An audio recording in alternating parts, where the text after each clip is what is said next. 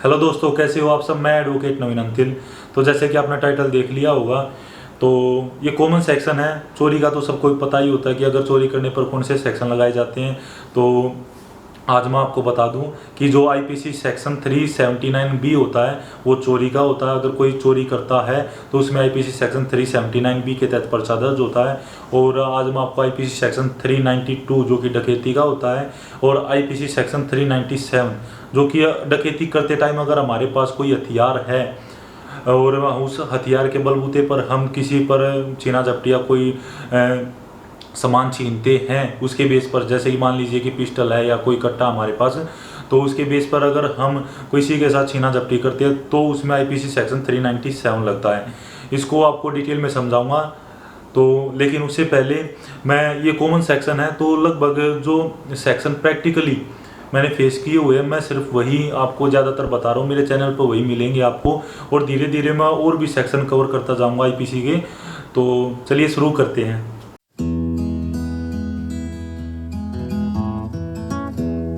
तो सबसे पहले आईपीसी सेक्शन 379 बी, यह चोरी की होती है। अगर कोई चोरी करते टाइम पकड़ा जाता है तो उसमें यह आईपीसी सेक्शन 379 बी के तहत पुलिस हमारे खिलाफ पर्चा दर्ज करेगी।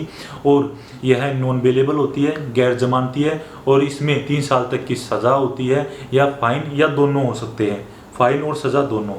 तो ये चोरी का था। और यह जो ये फर्स्ट क्लास के जज होते हैं, मतलब लोअर कोर्ट के, तो उनके पास इसका ट्रायल चलता है।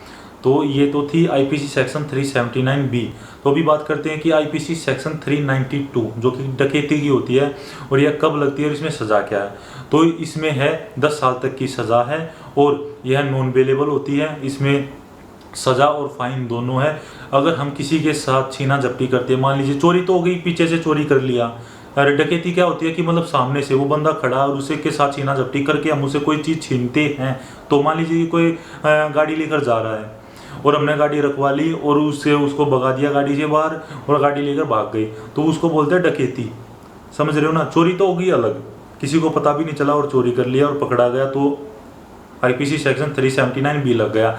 लेकिन हमारे सामने बंदा है, छीना झपटी करके उसको 2-4 लात घुसी मार कर हमने उससे कोई चीज़ छीनी है, तो उसमें हमारे खिलाफ आईपीसी सेक्शन 392 के तहत पर्चा दर्ज होगा।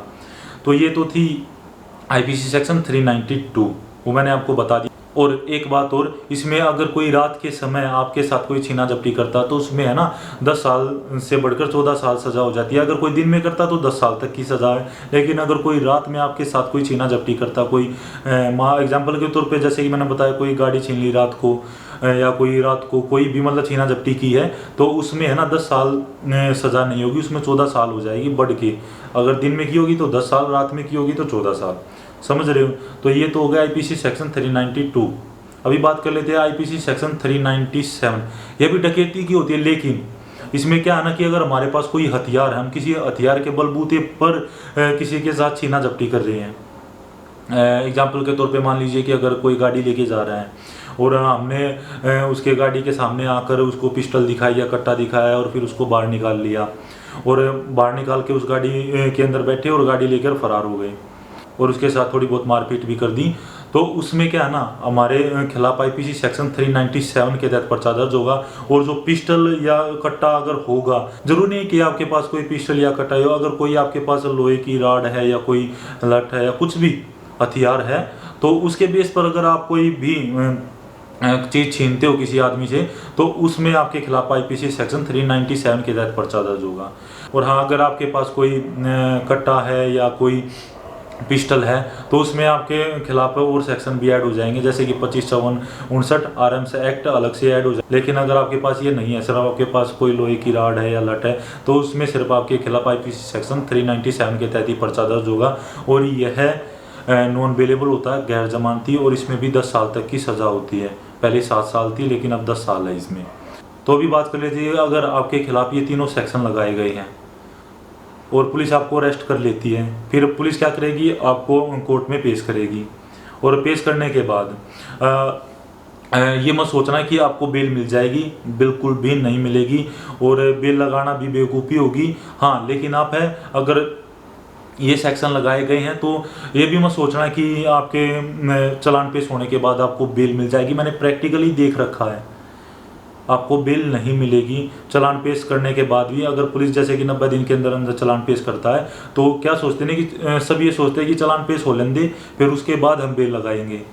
लेकिन मैंने प्रैक्टिकली देख रखा, मैंने बेल लगाई भी थी। इसे मेरे पास कोई एक केस था, यही सेक्शन लगाए गए थे, लेकिन उसमें 25, 54, 59 भी ऐड है।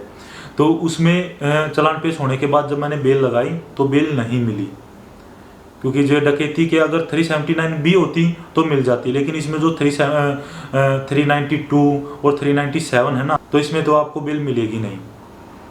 तो यही था कि अगर कोई ये सोच रहा है कि चालान पेश करने के बाद बेल मिल जाएगी, तो नहीं मिलेगी भाई।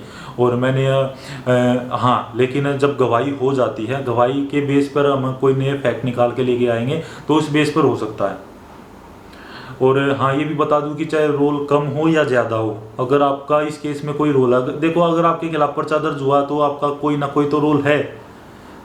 अगर आपका थोड़ा सा भी रोल है ना, तो भी आपको जमानत इसमें नहीं मिलेगी। ठीक है, गवाही होने के बाद मिल सकती है, क्योंकि हमारे अगर कोई गवाह है, अगर वो आपके फेवर में गवाही दे दे तो फिर तो मिल जाएगी। लेकिन गवाह भी अगर आपके खिलाफ देता है तो उसमें भी बहुत कम चांस है। हाँ, लेकिन आप हाई कोर्ट में ट्राई कर सकते हो, हाई कोर्ट में आपको बेल मिल जाएगी। जैसे कि मैंने बताया, प्रैक्टिकली बता रहा हूँ, तो आपको बेल मिल जाएगी। आप ये सोच के चलना कि 5 या 6 महीने तो आप मान के चलना, 6 महीने तक तो आपको बेल मिलेगी नहीं, 6 महीने के बाद मिल जाएगी। तो कोशिश करना कि अगर जो इसमें कंप्लेनेंट है वो आपके फेवर में गवाही दे, हॉस्टाइल करा दे, कॉम्प्रोमाइज़ कर ले, तो आप इस केस में बच सकते हो। नहीं तो जो ये सेक्शन लगाए गए हैं ना, तो इसमें आपको सज़ा तो मिलेगी ही मिलेगी। चाहे बेशक आप 6 महीने के बाद अगर जमानत पे आ भी जाते हो, हाई कोर्ट से जमानत हो भी जाती है, तो भी ये मत सोचना कि आप फ्री हो गए। ठीक है ना। तो जो कंप्लेनेंट है ना, उसको मनाओ। अगर वो आपके फेवर में अगर गवाही देता है, हॉस्टाइल करता है, तो बेस्ट है। तो यही था, ये सेक्शन आपको बता दिए हैं, और कैसे कोर्ट में कार्रवाई होगी वो भी आपको बता दी है। तो उम्मीद करता हूँ कि आपको वीडियो समझ में आ गई होगी, ये सेक्शन भी समझ में आ गए होंगे, और वीडियो अच्छी भी लगी होगी। तो अगर वीडियो अच्छी लगी है तो लाइक कर देना, शेयर कर देना, और अगर कुछ पूछना है तो आप कमेंट करके भी पूछ सकते हो। और डिस्क्रिप्शन में मैंने अपना नंबर भी दिया हुआ है, तो आप कॉल भी कर सकते हो या मुझे व्हाट्सएप पे मैसेज कर सकते हो अगर कोई प्रॉब्लम है तो आज के लिए बस इतना ही। मिलता हूँ किसी दूसरी वीडियो में। टिल देन, बाय बाय, जय हिंद।